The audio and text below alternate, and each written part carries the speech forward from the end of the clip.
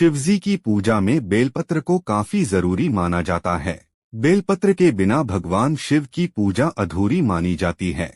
धार्मिक मान्यताओं के मुताबिक भगवान शिव पर बेलपत्र चढ़ाने से वह प्रसन्न होते हैं और भक्त की हर मनोकामना पूरी करते हैं। हर साल फाल्गुन मास के कृष्ण पक्ष की चतुर्दशी तिथि के दिन महाशिवरात्रि का पर्व मनाया जाता है।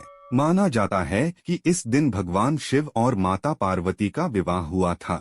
इस दिन भगवान शिव और माता पार्वती की पूजा करने से व्यक्ति की सभी मनोकामनाएं पूरी होती हैं। धार्मिक मान्यताओं के मुताबिक भगवान शिव पर बेलपत्र चढ़ाने से वह प्रसन्न होते हैं।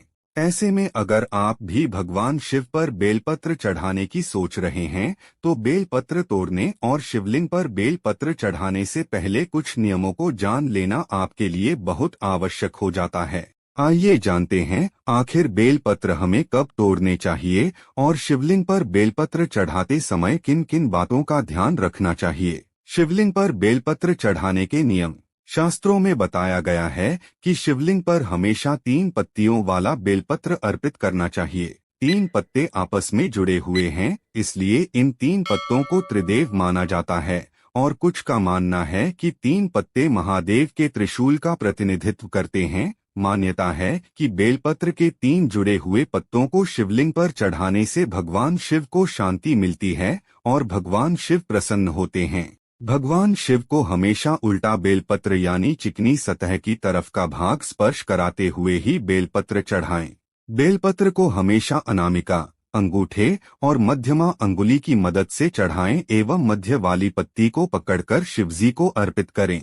शिव जी को कभी भी सिर्फ बिल्वपत्र अर्पण नहीं करें, बेलपत्र के साथ जल की धारा जरूर चढ़ाएं।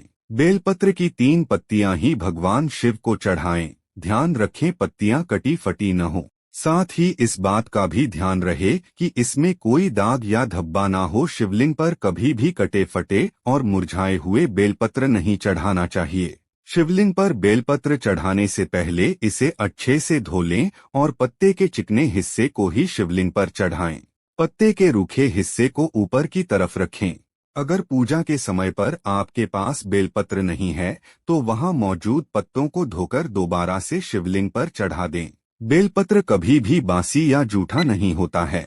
शिवलिंग पर आप 3, 5, 7, 11 या 21 की संख्या में बेलपत्र चढ़ा सकते हैं या कम से कम 1 बेलपत्र भी चढ़ा सकते हैं। अगर बेलपत्र उपलब्ध न हो तो बेल के वृक्ष के दर्शन ही कर लेना चाहिए, उससे भी पाप ताप नष्ट हो जाते हैं।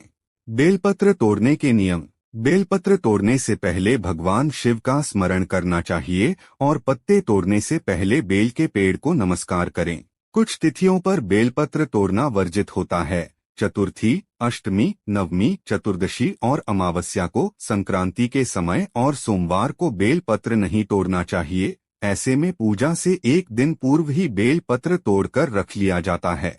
बेलपत्र कभी अशुद्ध नहीं होता। पहले से चढ़ाया हुआ बेलपत्र भी फिर से धोकर चढ़ाया जा सकता है। अगर आपको भगवान शिव को बेलपत्र अर्पित करना है तो आप इन तिथियों से 1 दिन पहले बेलपत्र को तोड़कर रख लें। बेलपत्र को कभी भी पूरी टहनी के साथ नहीं तोड़ना चाहिए। शिवलिंग पर बेलपत्र चढ़ाने के फायदे। बेलपत्र चढ़ाने के बाद जल चढ़ाते हुए ओम नमः शिवाय मंत्र का जाप करें। ऐसा करने से जीवन के सभी संकट दूर होते हैं। महिलाएं अगर शिव पूजा के समय बेलपत्र अर्पित करती हैं तो उन्हें अखंड सौभाग्य की प्राप्ति होती है। बेलपत्र पर चंदन से राम या फिर ओम नमः शिवाय लिखकर अर्पित करना चाहिए। इससे सभी मनोकामनाएं पूरी होती हैं।